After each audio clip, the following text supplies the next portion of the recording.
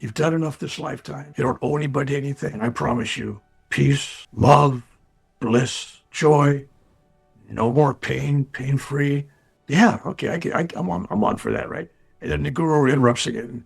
And I look at him and I go, well, what do you offer me? And he goes, I'm offering you more pain and more suffering than you ever had in your entire life. What? My spirit lives on. It's with you. I miss you.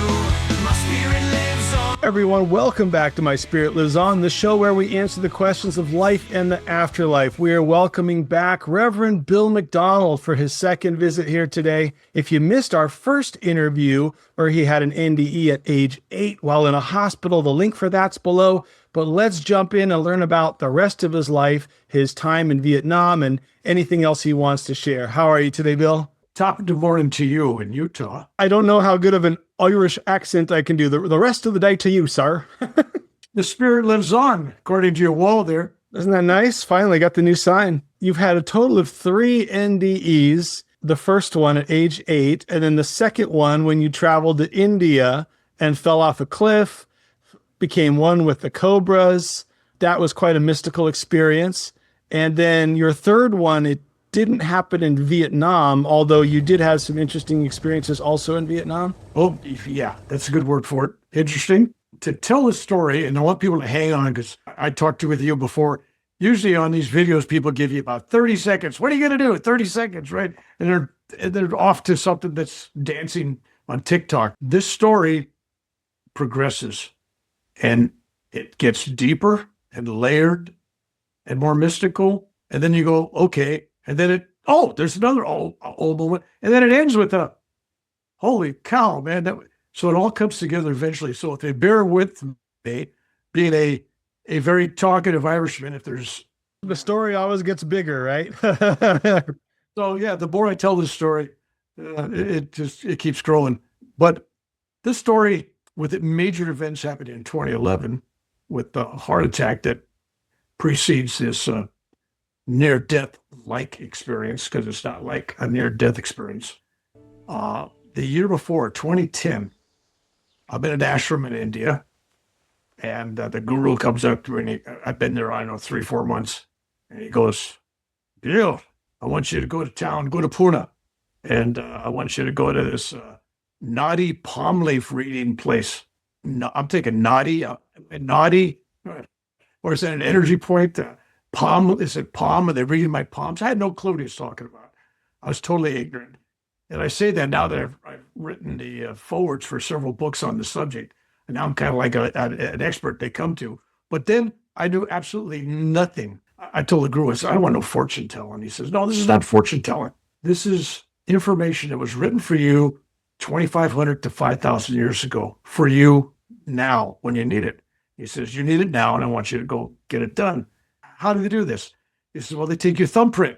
Okay, so already I'm going, sure, okay, they're gonna read me from a thumbprint for this message from the past, right? And he says, while you're there, I want you to ask the reader to tell you what your worst sin ever was. I go, really? Oh, so in my mind, I'm thinking, well, I can think of a lot of bad sins. I mean, what's really going on here, right? So I go to the place, and I didn't know at the time, when you give me your thumbprint, they have to go look for these leaves. They look like Venetian blinds. They're strips of palm leaves without the fronds on them, and they grave in there. These things were done thousands of years ago. The rishis would channel, and a scribe would write on these things, and not in a alphabet that you or I know. It's almost like sound like in whatever language it is. And that's it. And you would get this message 1,000 years, 2,000 years later, 7,000 years later, whenever. And there was millions of these things done. And all this, I kept thinking, yeah, I don't believe any of this, but the guru sent me here. He says it's there. And I didn't know at the time that when they go look for these, it could be anywhere in India. There's like 20, 30 places, they're storing these things. I give my thumbprint, and I just sit down, I'm going to wait. And they look at me like, you're going to wait? I go, yeah. The guru sent me to get my readings, so I'm going to wait. I figured it's got to be here because they sent me here, right? Hey everyone, if you're enjoying the video and finding it meaningful, take a moment and hit that subscribe button. I notice a lot of you are liking and watching the videos, but over 80% of you still aren't subscribed. That would really help me out. It makes it easier for me to bring you interesting new guests and more riveting content. Thanks a lot. Now back to the program. They came back in 2 hours. They go, well, we think we got your thing. You know, it was here. I said, of course, the guru sent me here. It's got to be here, right? I mean, I didn't know. I didn't know what the odds on that were. So I go to this little room, and it's filled with incense and smoke, and it's got pictures of all the great everybody from Buddha to Krishna to Jesus to Yogananda to you name any saints. They were all there. This guy was not hedging a bet. He had something for everybody. Anybody that was ever religious. I'm kind of going, oh, okay, this is interesting. He comes in with this stack. He goes, I'm going to ask you a series of questions. You just answer no. If you answer no, that's not your leaf. We put it down. We go to the next one. Keep eliminating. So he asked me a bunch of questions. No. And finally he gets to the seventh leaf. And he says, intuitively, he says, this looks like it's going to be your leaf. Okay, fine. I'm not impressed so far. So, and he goes, your name is Bill. Yeah. Okay, fine. And your father's name is the same as yours. I'm junior. My father's senior. And he goes, your mother's name is Marcella. I'm looking at the thing. I don't see these things written down there. It's wavy, wiggy lines of this foreign thing, you know. And then he goes, and your wife's name is Carol, and she graduated from one of the most prestigious universities in the world. I'm going, well, Berkeley, Cal Berkeley, maybe. I don't know. So I go, okay. And then you have a boy, and then you have a girl. And he goes down for all these things, about 40 things. Boom, shaboom, shaboom, shaboom, shaboom, shaboom. You're currently writing a book about the guru who you're staying at his ashram. I had my manuscript already in works, right? And I go, yeah, yes. And then he goes, and you're born in 1946. Okay, maybe you could guess that. I don't know. Do I look like I'm 80? I don't know. So, and then he goes, March 16th. I mean, there's 12 months there, but he goes right month, right day, just like that. Because March 16th. I go, okay. March 16th, 1946. He says, but we're unsure of the time. I thought, you guys don't know everything, right? So he goes, we think between 1:05 and 1:25 in the morning. And we're going to take an intuitive guess on this and say 1:10. I think it was 1:10 or 1:50. They just took a shot. What they didn't know was when I was born, doctor wasn't there. So when the doctor came in half hour later or something, he wants to get credit for delivering the baby. So comes in, he asks her, so what time is this kid born? They go, I don't know, between 1:05 and 1:25. You're kidding me. And then he took a guess and says, yeah, same time they did. So here's a guy giving a reading. He picks the same exact time on my birth certificate that the doctor picked as a guess, that they took as a guess, that nobody really knew, but that's what's on my birth certificate. So it had my interest. I thought, that's pretty interesting. And then it went through a whole bunch of other stuff. Yes. And then he got done. He put the thing there and he says, that's your card. And so I take out my wallet. I'm going to pay him. I think, well, okay, it was a waste of money. I mean, I do all that about me already. What's the big deal? Right? I'm impressed that he learned that without going to a computer or nothing, because I didn't give my name. I didn't sign any initials. I knew nothing. And he had me as Bill, not William. He says, no, that's not your reading. That was just your index, so now we know how to read you. And now we're going to do a chart on you, and we'll come back to you in a few hours. So a few hours later, they come back and they take me upstairs. Remember, I was told to ask, what's the worst thing I've ever did? Sin, Worst sin ever, right? So I go up there and they read this thing and they tell me about everything I've done up to that point. I've walked in there. It was 100% correct. I'm a little more trusting on this a little bit, but I'm still dubious. So he goes, we're going back to this past life because your guru asked us to find your worst sin. Oh, well, here we go, right?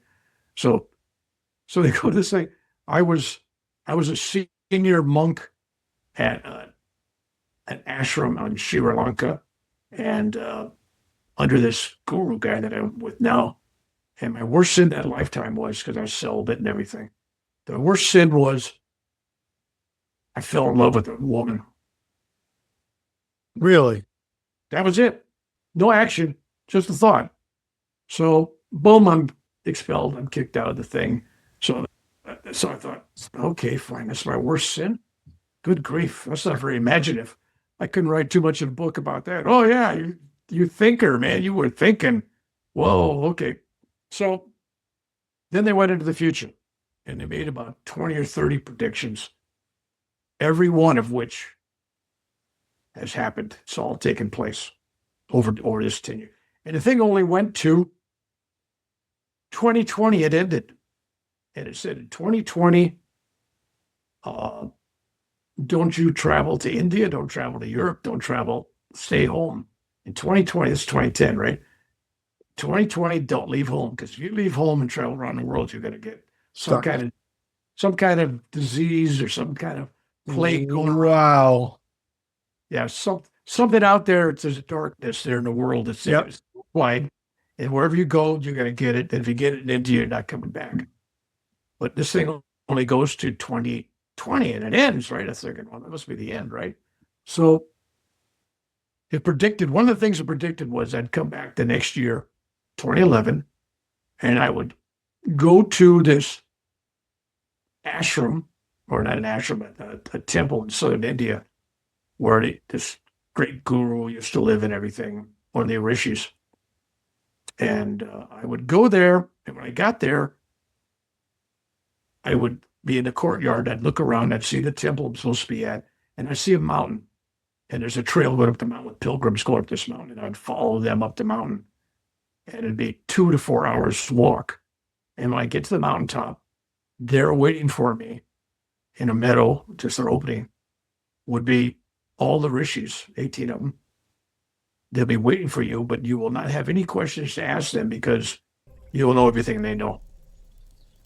I said, okay, what a crazy dream, and things would happen there. And anyway, and then there was another prediction was, and that same year, the great one, Babaji, basically, Babaji. And if, Shiva in the form of Babaji would come to you and bless you and anoint you and all that. And I'm thinking, okay, I thought it was all symbolic at the time. So the next year I come back, I'm in Germany on my way to India, and I'm doing a workshop in this little town, Munster, in Germany. And I'm having a heart attack there. I'm not feeling it. I don't tell anybody, but I'm having heart attacks. And so I let it go. I get on the airplane. I land in India. I'm introducing this guru guy to this huge audiences all over India.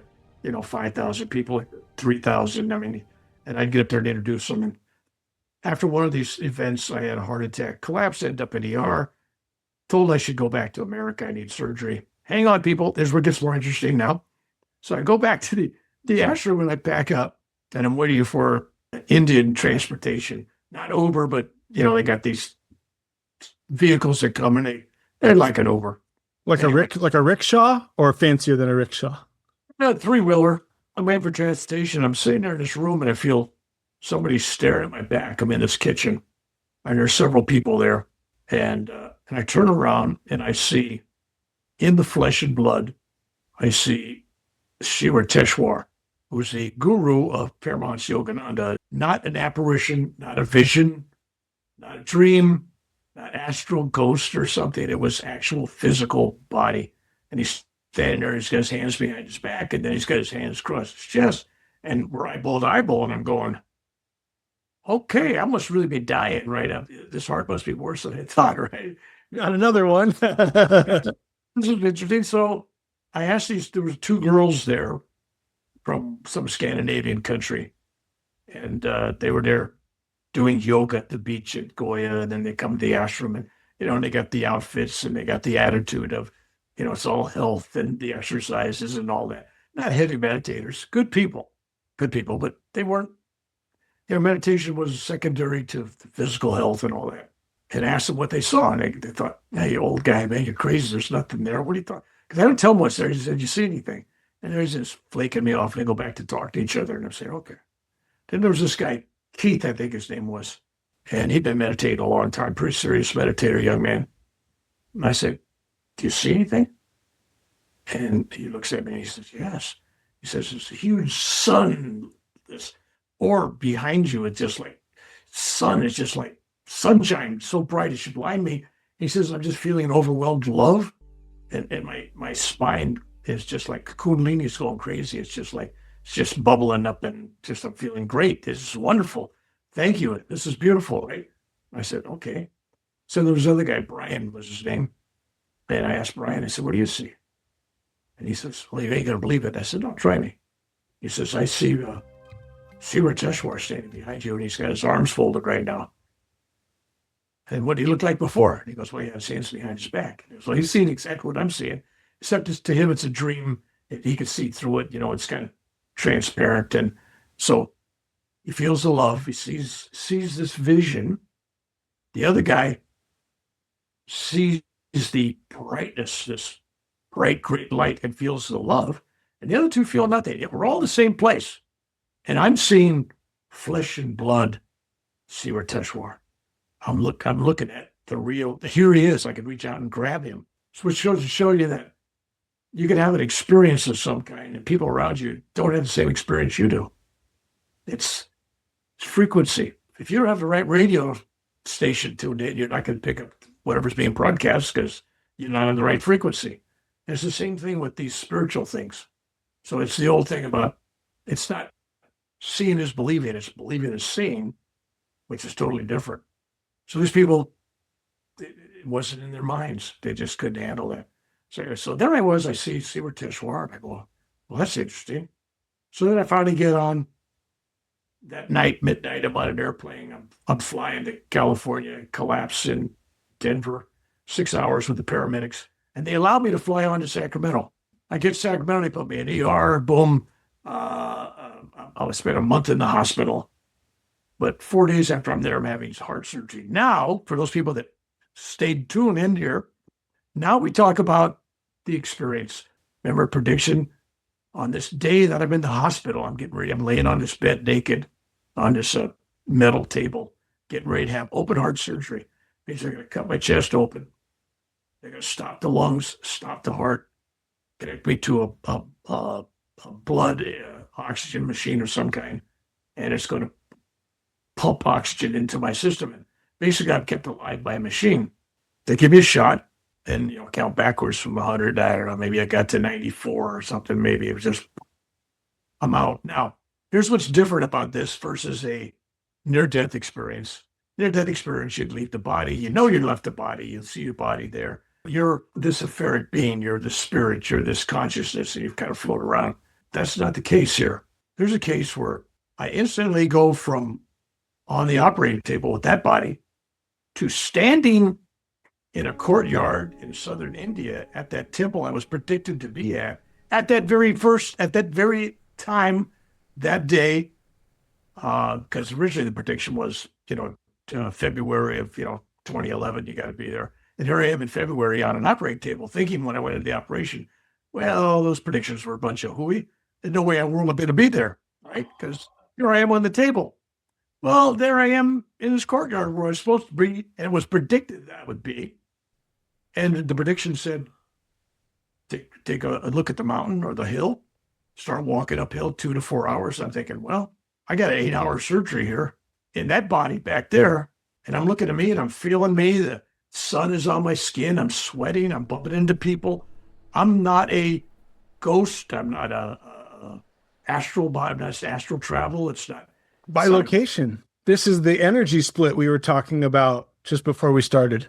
I am on the table being operated in one body. I'm in India walking up this hill following these pilgrims for a couple hours in real time. I'm walking up there and I'm feeling tired, and it's a real walk. It's like, whoa. And I finally get to the top and I see this open clearing and all the people are walking past me. And I walk into this field. Nobody else sees it, apparently, because I'm looking at this field and it's kind of glowing, with these people, 18 rishis. And then the guru that sent me to the reading, he was there too. He was standing there like that, waiting for me, right? And he looks at me and he says, you can skip a few beats, but don't give up heart. Because when I went into the surgery, I was in so much pain and so much discomfort and so miserable, I would have welcomed leaving. I'm happy. Okay, this is enough. I've done my time. I'm ready to go. And so the thought was there. There was like, I have an opportunity. I can leave. This is my opportunity. This is my window. This is my door. I can leave. There's no conversation with me and the rishis. We just sit down. There's a sacred fire going. Some are sitting on logs. Some are on rocks. A couple are standing.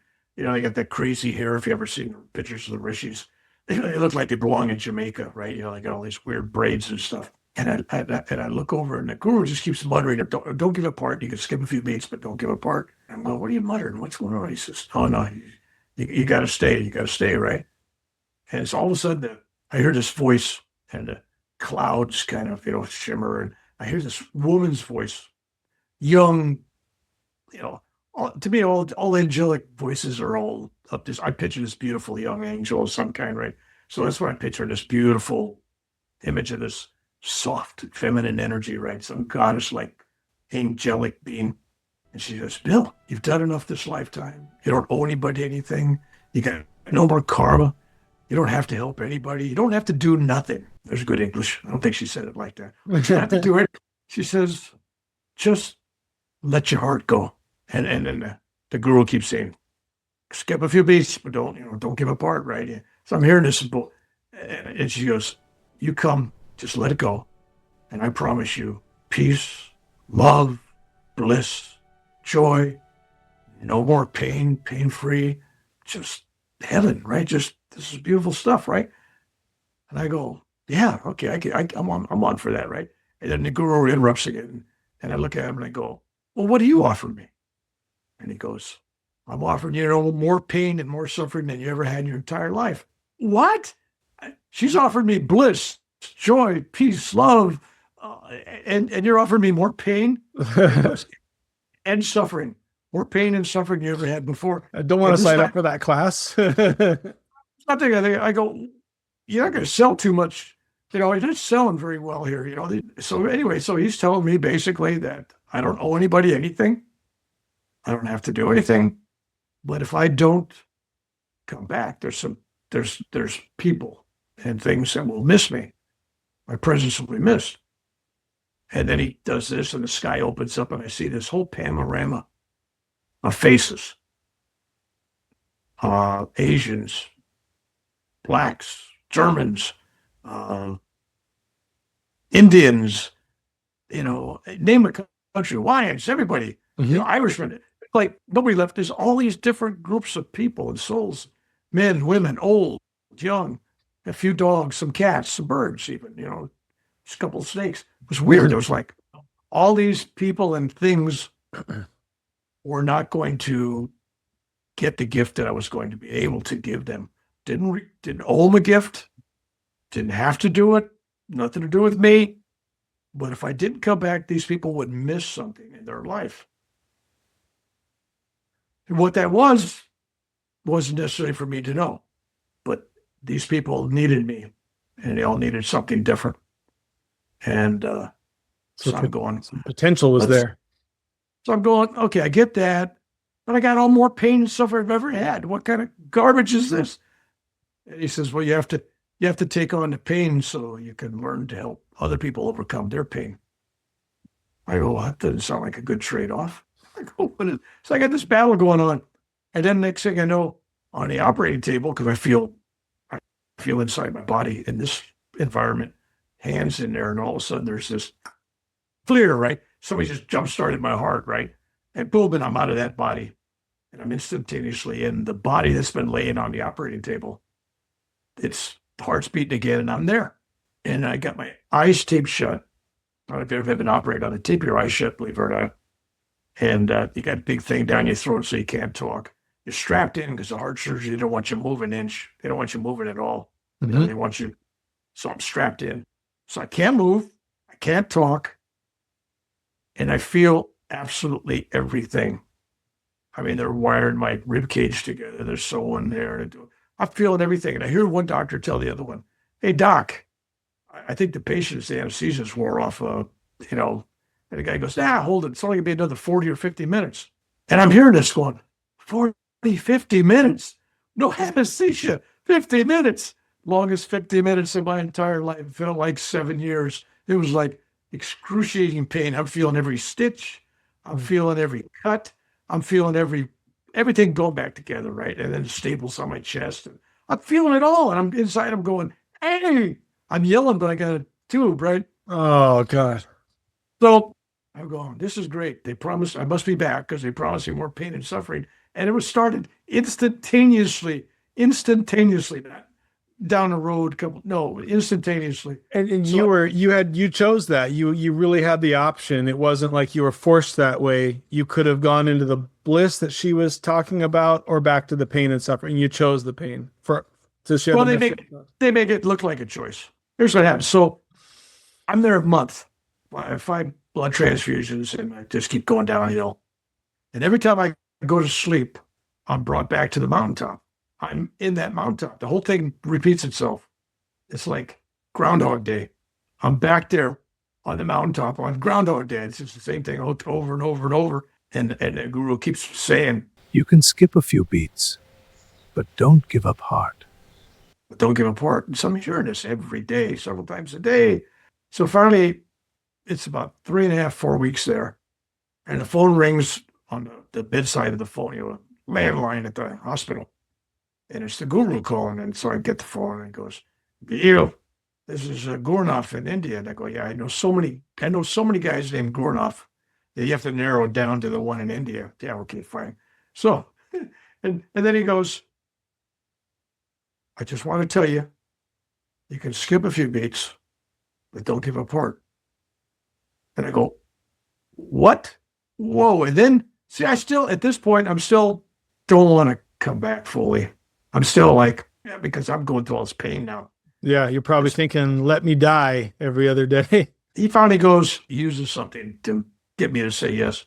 He goes, I just told 100 people here at the ashram to go up to the temple and to pray for you because I was healing you. Don't embarrass me. In other words, if I died, it would embarrass him. That'd be a terrible thing to do to the guy. I go, holy shit, now I can't die because embarrass this guy. I mean, what?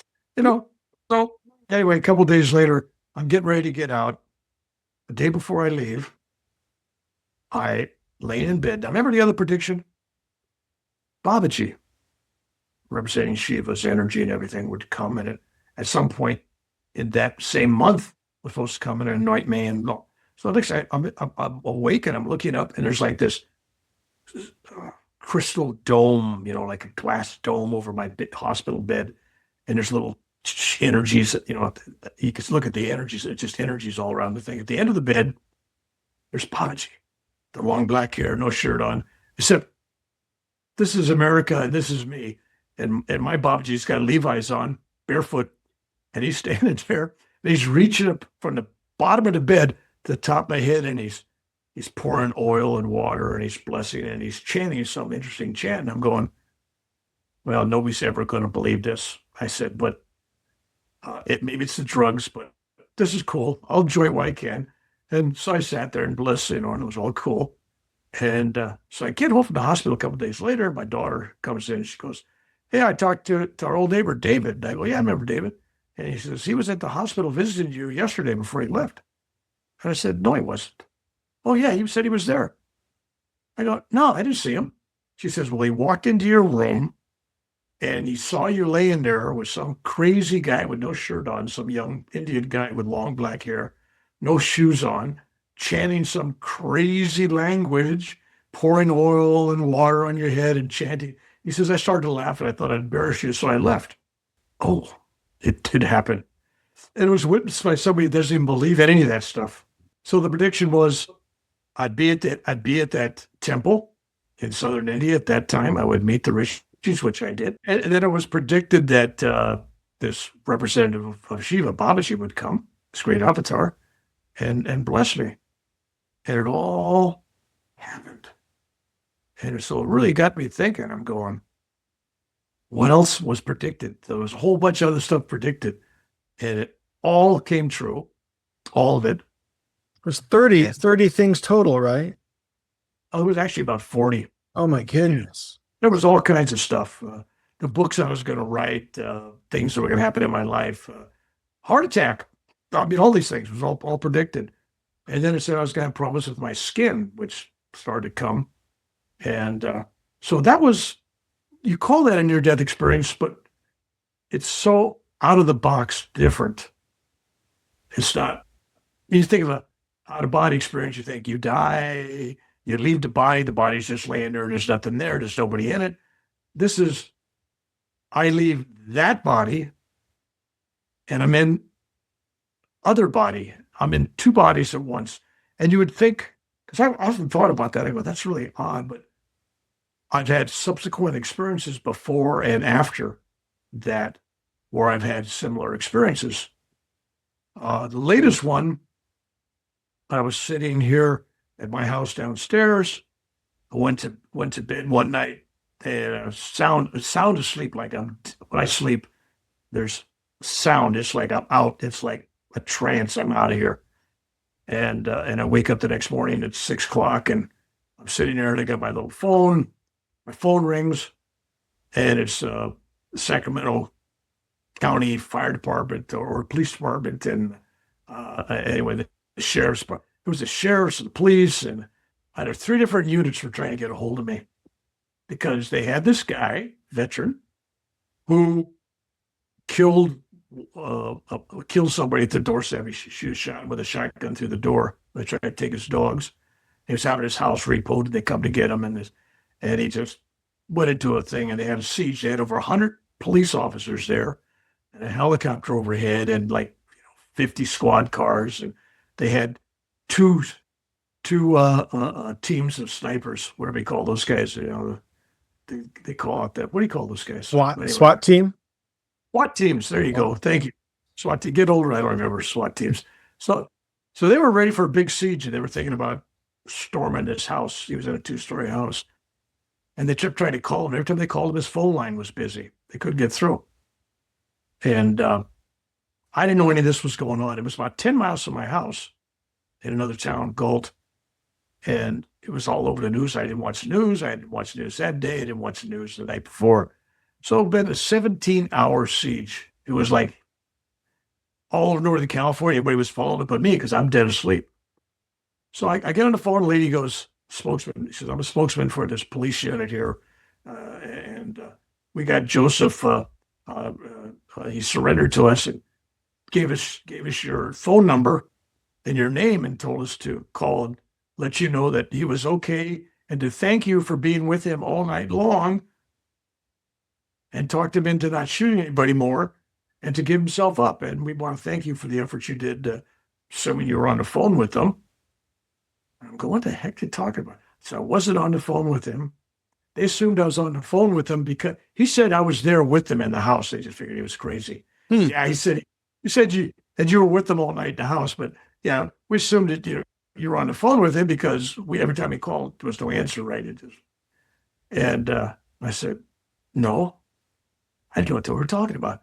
So I hung up and I turned on the news and there's helicopter view of him, with the pushing his head down, getting in the back of a car. He's all disheveled looking and, he just looks like an old vet that's gone crazy, right? It was really sad.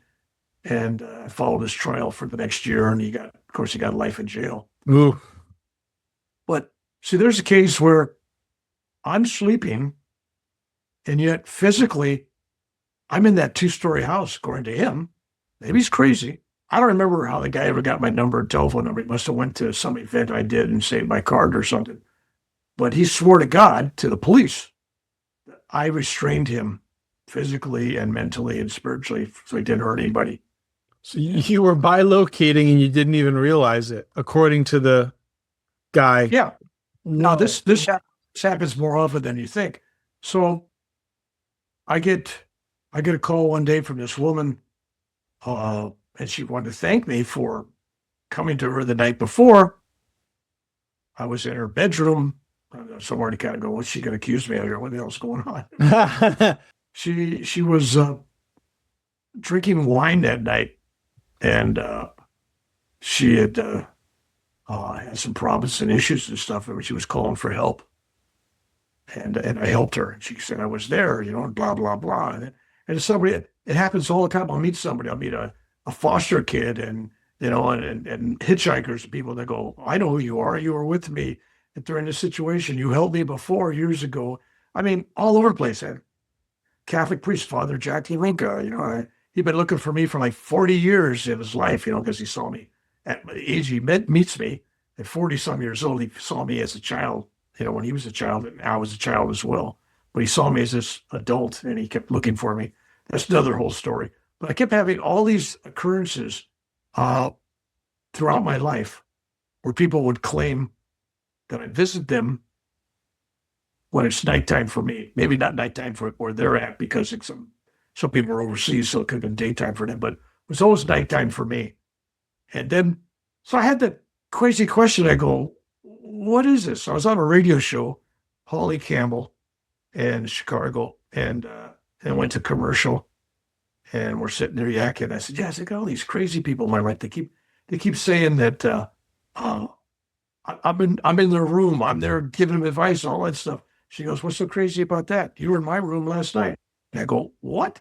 So anyway, then I go to Los Angeles. I was supposed to help edit a film. I went back to Vietnam and I did some footage, and I was going to edit a little video about returning to Vietnam. I knew I wasn't there for that. It just didn't feel right. So I'm staying at this guy's house in Venice Beach, California. And I'm staying downstairs in a big king-size bed. And him and his wife went off to the room next to me, I think it was. And there's a glass sliding door between me and the backyard. And it's open, just a screen. Venice Beach has got drug addicts and crazy people. Oh, yeah. Anybody could crawl in your backyard, right? So at 4 o'clock in the morning, I wake up and I sit up and I look, and there's this shadow of a man standing right at the window, right at the sliding glass. The door is open, and this person is opening the screen, and he's right inside, and it's just dark. I see a dark face. I see a body. It's about my size. I don't know who it was, but I thought that must be my friend. Maybe him and his wife had a fight, and he's coming in this way, right? I thought it was. I didn't think it was. I didn't get scared. You think you'd be scared? Here's 4 o'clock in the morning. Some guy's just walking into your room from the backyard, right? And I'm going, this is nuts, but this is California. Who knows? So, because walking towards the bed, and I said, hey, if you're getting in there, you're staying the other side over there. And I threw a pillow.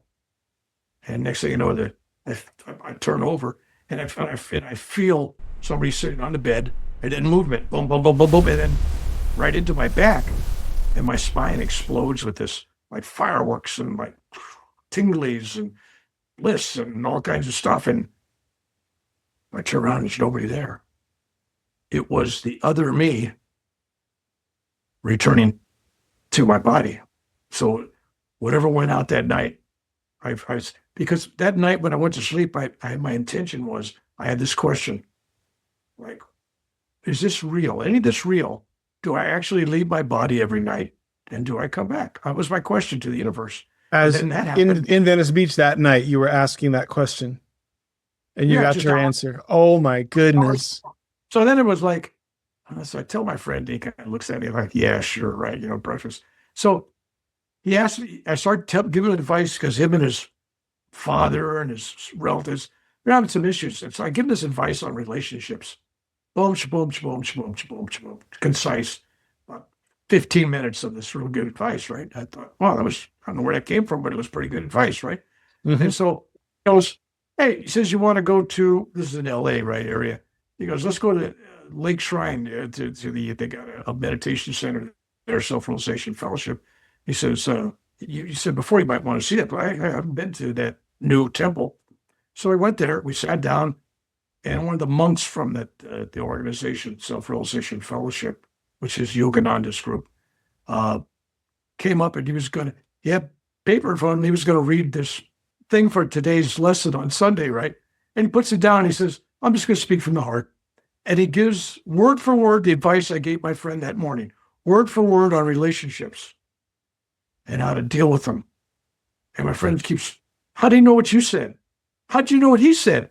It was like, because he was making it up as he went along, and I made it up as I went along. So something supernatural is going on. So I'm looking at it thinking, well, that's kind of verification. Something mysterious happened. And this is the universe saying, no, it happened. And here's a little thing, just because repeated word for word what I said. So it wasn't like it was kind of close. It was word for word. And so, yeah, it was, I've had these multi experiences where I'm at two places at once. The strangest one, I had an experience where I was in Vietnam, 1967. It was a day where I think we had 3 or 4 or 5 guys killed. And it was a pretty bad day. And I come back, it was like midnight. And I was a crew chief door gunner. So when that helicopter came back, I had to make sure it could fly the next day. So I got a flashlight under my chin and I'm working on this. Of course, I got a flashlight on my chin. The whole airfield's dark except for that light under my head, right?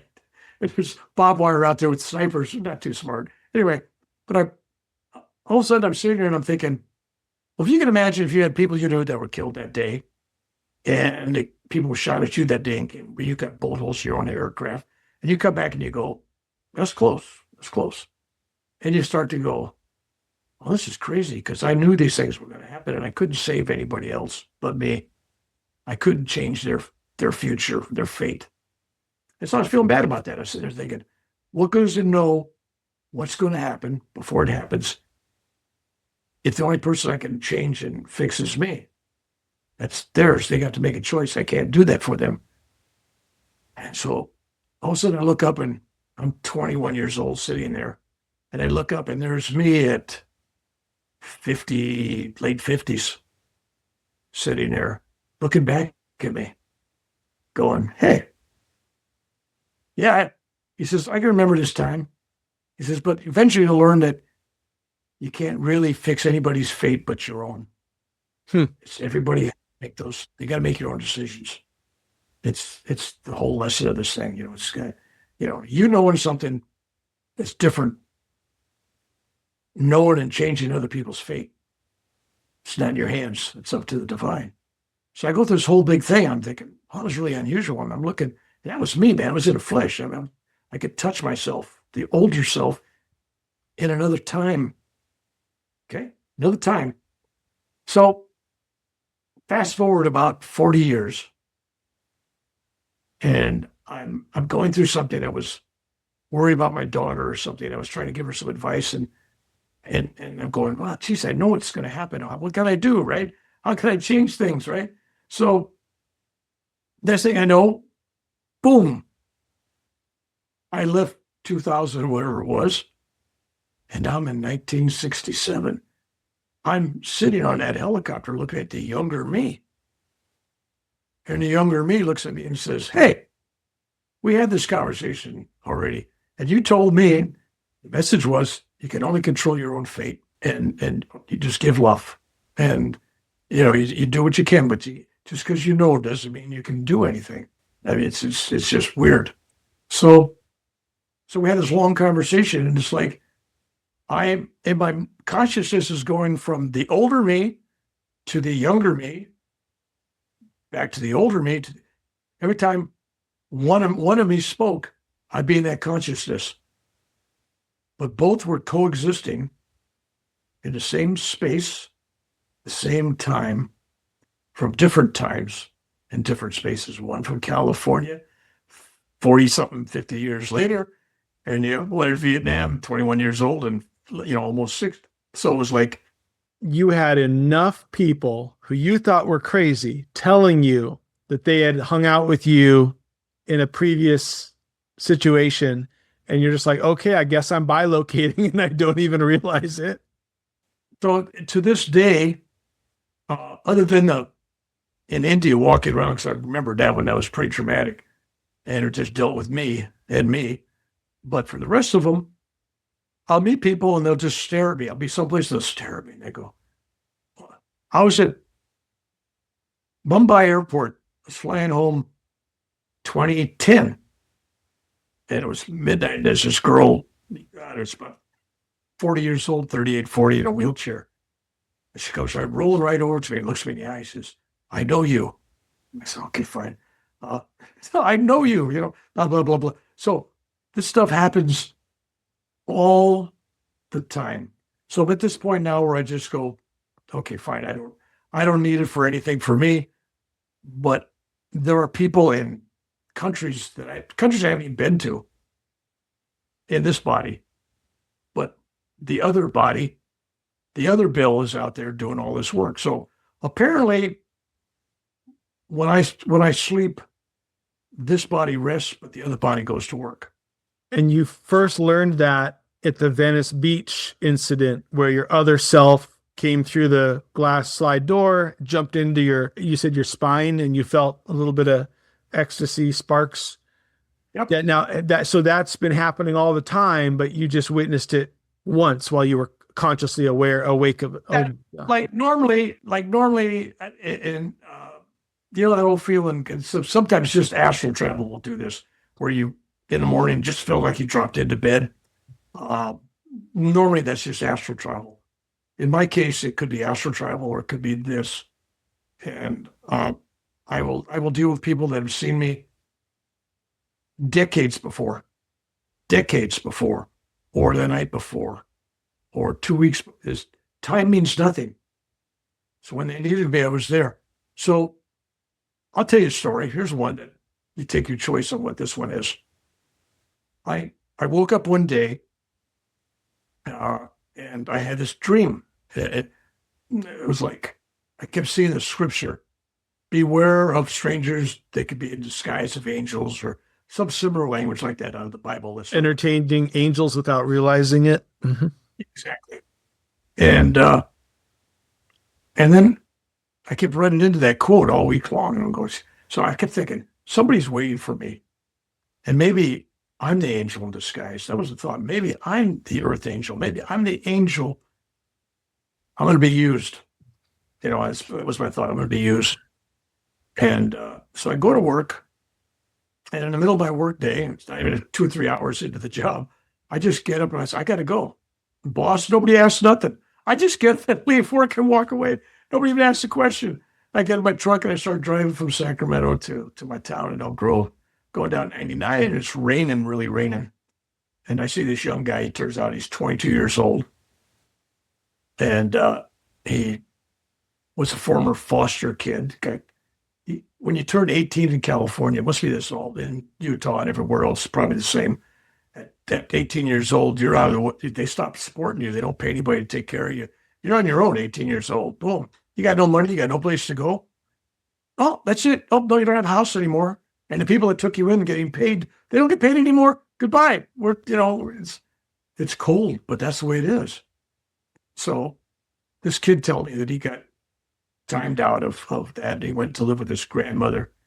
And then on the coast of California, Eureka or someplace on the coast. Real quick, that must be a real mind job for the foster kid turning adult age, because you thought they loved me, and then you're thinking, oh, it was all about the money and the government stipends, and that I wasn't really loved at all. That's exactly what they feel. And there's no help. I mean, in California, it just cost of rent. You want to go to college or school. So I talked a lot of these kids into apprenticeship programs, going to the military, which is a good out, because it gives a chance to get on their feet. Anyway, so he's telling me the story, and he was hitchhiking from California to someplace in Texas, and he was going to try to find his stepfather. He didn't know exactly. He knew the town he was in. Yeah, good luck on that one, right? So I told him, well, I'm not going to Texas. I'm only going 5 miles down the next exit down here. So I said, but stay in the car. So I thought, I got to help this guy. I got to help this guy. So I bring him to my house, and he's just 2 weeks hitchhiking. He smells pretty rancid. It's pretty bad. I take him. I say, here's a shower. Here's some clean towels. Throw your clothes out here. I'll take care of. Go clean up, shower. There's toothbrush in there. There's extra toothpaste. There's whatever. So he's doing all that. And I get a backpack, and I fill it up with food and money and clothing and underwear and socks and half of a tent and a sheltered ring gear and, a pocket knife and flashlight. I mean, all the stuff that this kid is traveling with nothing.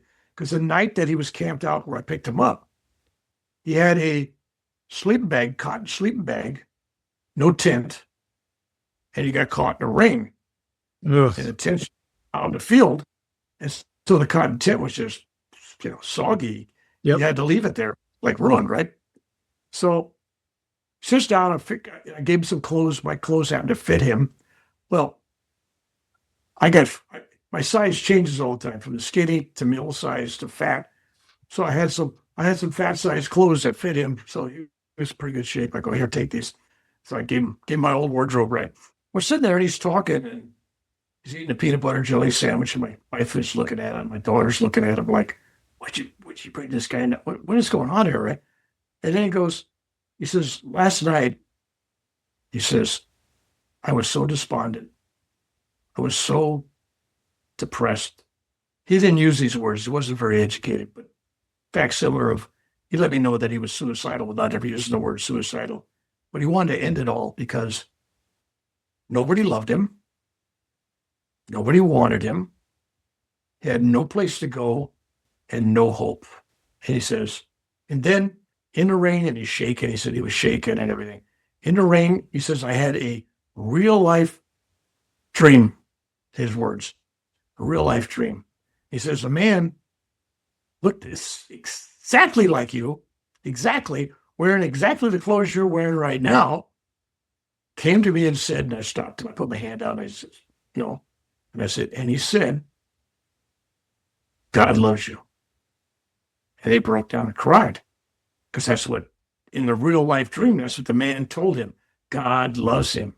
And he just was bawling. My wife, my daughter looking, what's going on? It was just, and then I said, and I'm going to prove to you, I'm going to give you something, and you'll know when I give this to you, that it wasn't a dream at all, that it was real. And so, and this is not thought out, because if you think I was going to give him something, I'd give him a Bible, a crucifix, St. Joseph thing, a Christmas medal, a pile of money, something, right? Something. Believe, brother, believe, right? So go to my kitchen junk drawer, which has coupons, pizza coupons, stuff like that, right? And I had a pack of sugarless gum that was half empty. It had empty sleeves in there, right? No gum in it. And it had a couple pieces. And I put it in my hand. I said, when I give you this, you will know that everything that happened last night was real. Put it in his hand. He opened up and he lost it, man. He was just like, because that's what the man gave me. He gave me that pack of sugarless gum. And I said, you keep it. Realize that everything that happened to you was real. God does love you. So I listened to my heart. Nobody would give him that. Nobody go to a drawer and give him that and make a big deal out of it. Nobody. You'd think about that. This is stupid, right? I didn't. And I finished the words of what was supposed to happen. And I did it like I was there. It was like, I know exactly what happened.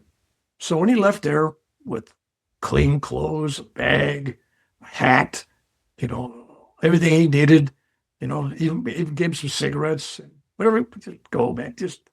He got on the road and he had hope. Hope. Something he didn't have before. And he believed in miracles. What more could I have done for him?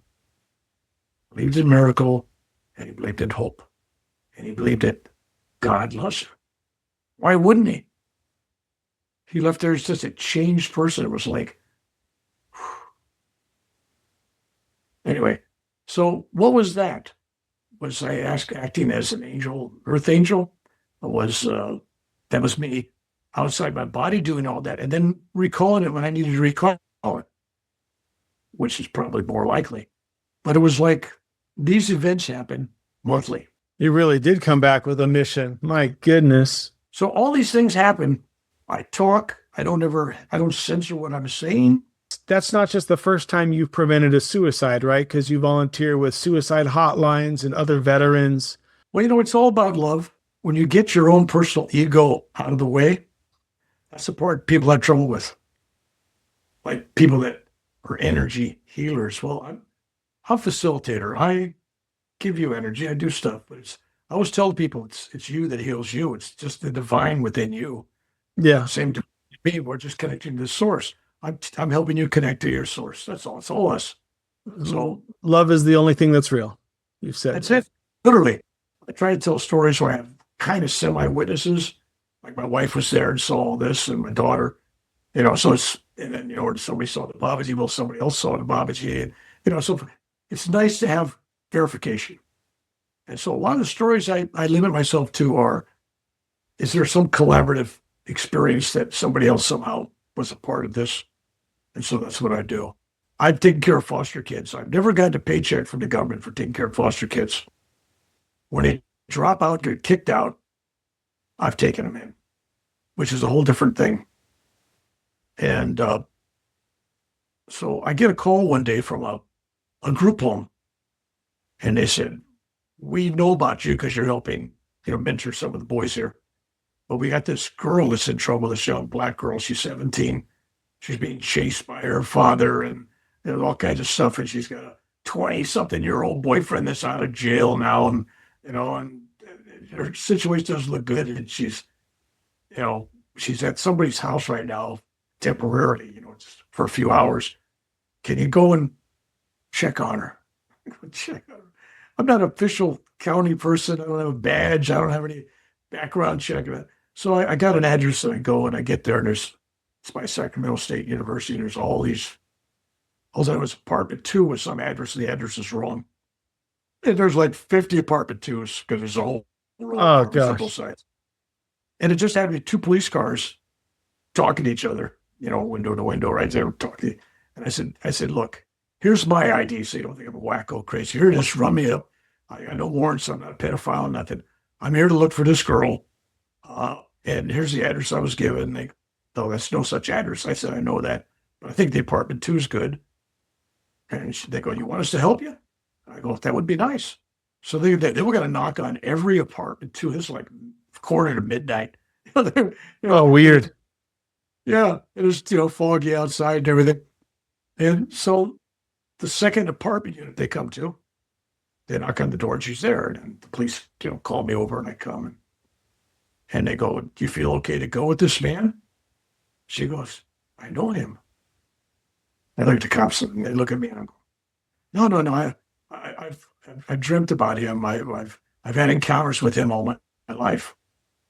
Okay, fine. I said, okay, get in my truck. And I told the police officers my address where I'm going because I don't want to be accused of anything weird, Here's how I'm going at this time. I should be there about this time, and my wife and daughter are there, so this looks weird. Let the cops know where I'm going. Let them have my ID. No, take all the information down. Here's my truck. Take it down, the license number, my truck number. I wanted to know exactly who and what I wear, So I get there and she comes in the house and she's got no place to go. She's got no luggage. She's got no clothes. She's got nothing. And she's barefoot. And so I sit her on the couch and she's sitting there and she's looking at me. I'm on the couch and the cat's up the other end. And the cushion between us all of a sudden goes down. No. She's looking. You got a visitor. And I'm looking at the cats like this. The cat hair is up, right? You got a visitor. Standing up, the tail's up, and there's this sunken in cushion next to me. And I go, yeah, we got a visitor. Okay, fine. And then she goes on and she's talking about all this esoteric stuff. You can tell from her education that she's talking like third grader, maybe. I mean, she watches cartoons all day long. I mean, literally that's what she tells me. But there's this sense of higher philosophy that she doesn't have the words for, but her concepts are just beautiful, right? I'm listening to her and I go, okay, great. And I said, okay, you're going to spend the night. I said, I got this meditation room over here. It's got a pull down bed, a Murphy bed. I'll only sleep there. And so I put her there and I come back the next day and she goes, I said, how it went? She goes, it was beautiful. I slept so well. And your mother came and tucked me in. And I said, my mother? Yeah, your mother. That's what she looked like. Well, she had an orange robe on and she had long black hair. And so I picked up a copy of Autobiography of a Yogi, which has Yogananda's picture on it. That's the orange robe and everything. I said, you mean look like this? She goes, yeah, that's her. So she was mistaking Yogananda as her. But she's there getting a visit from Paramahansa Yogananda, my meditation room. I'm thinking, I've been meditating in that room about 30-some years. And hey, I deserve to see that in my meditation. You come in there and you pick up the fruits of my labor. Come on. That was the dip in your couch. So it was kind of cool. So then the next day, she wakes up and she yells out for me. I come in there. She's wearing short pants. And on her thigh, upper thigh, is an impression. Like when you lay out a bunch of sheets, they make lines. Yeah, sure. It looked like an owl. like she slept on an image of an owl and all the lines in it. It was an owl, face of an owl. I thought, Wisdom. so, and as you can tell, I got owls all over the place there. Mm-hmm. But so that was my symbol, right? I'm going, well, that's interesting. Anyway, so it turns out she had the authorities finally came. You can't have her. You're not authorized. I said, okay, great. So I brought her back into the system that kicked her out. But she'd been dreaming about me since she was 13. At any point, did you start reading up on like previous Christian saints that did bilocating? Because I don't think there's any record of like Jesus Christ doing that. But I mean, he walked on water. He told his disciples they would do greater things. So you had like Saint Anthony of Padua in the 13th century. You had Saint Francis Xavier in the 16th century, and a few others. They were known to do bilocating, and that was recorded. Did you at any point did you read up on any of these guys? Or Here's the deal. You got a lot of people out there, they research things, they got philosophies, they got beliefs. I just have beliefs. I'm more of a child myself. I'm not this philosophical guy that, I found that the more simple I am, the more simple life really is. And love is it. It's just, and now it's me teaching people about love. That's like people tell me, oh, you were so-and-so in a previous lifetime. I said, who cares? I'm now. I'm Reverend Bill now. You got to live in the now. This is who I am. Who cares about that? It's speculation, number one. You can't prove it, number two. These people have told me this is the feedback I'm getting. All these stories of feedback from other people associated with me. I think you really wanted this too. I mean, you journeyed into India. You were doing the prayer at age 8 when you were stuck on the gurney. You've cultivated a really interesting life for yourself spiritually. It was all planned. There's nothing in my life that has happened since. Everything's been a blessing, including cancer and all these things that happened to me. But there's not a day in my life I don't go by with great pain, bad heart, and the list goes on and on and on. But I'm over 80, so it's like I'm going, hey, it's a used car. Come on, it's not new, right? You can't even smell the new. You smell the old. It's an old guy, right? Got character. You get carried overboard with who and what you think you are. That's my warning to the new age group. And the old church people the same way. When you start believing your stuff, it's only when you step aside from the ego and realize that what happens to everybody happens to you. That we are all one. The operative word is not, the operative pronoun is not they, them, me, you. No, the operative pronoun is us. Nobody's separate. It's just us. There's only us. And us is held together by love. That's the divine cosmic force of creation, love. And that's to start with yourself. You got to love you. And when you're loving you, you're loving God because it's all one. And if you're loving God as yourself, then you're loving your neighbors as yourself, as God. And then you're loving your enemies because it's all God. And you're loving the animals, the trees, the mountains, the rain, the ocean. You love it all. Well, if I see you out here in Utah, I'm going to say, hey, this might be the real guy. This might be the other guy, but he's here. I don't need no stinking airlines. I don't go through any security checkpoints. Come on. What a way to travel. What a way to travel. That's great. Is there a single piece of advice or insight from all your experiences that you would most want other people to carry with them? Yeah, I'm watching a lot of young people in particular. They all want to go to the holy sacred spots. And they spend years of travel. I mean, you name a place, they've been there, right? They go to it. They zip in, they zip out, they go to the airports, they go home. When they get to be older, they're going to sit down when they realize that if you're in Babaji's cave, and you close your eyes, there's no difference if I sit here right now and close my eyes. The sacred is within. It's you. The sacred is you, that divine source. But people want that extra energy from some spot that's been saturated by some great saint or something. I tell them, stop traveling. Stop being a sightseer. Go thoughtless. If you're chasing something, you're never going to find it. You're chasing enlightenment, you're not going to find it. If you're chasing finding Babaji, you're not going to find it. If you're chasing, whatever you chase is going to resist. It's going to go away.